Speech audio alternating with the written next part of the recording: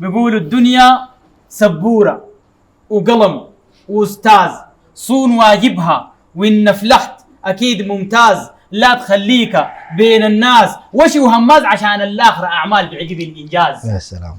العين ما بتشوف الفضة ما يخافي، والنفس صار تطيب كان العلاج مو شاف. يا سلام. كل زول مريض هدف اني يلقى العافية، والبلا كان وقع يتحيد ويقول يا كافي. يا سلام. يختلف السكون بين الوسط والرافع والراجل، عرض ما بدور له ثاني دوافع. أيوة والله.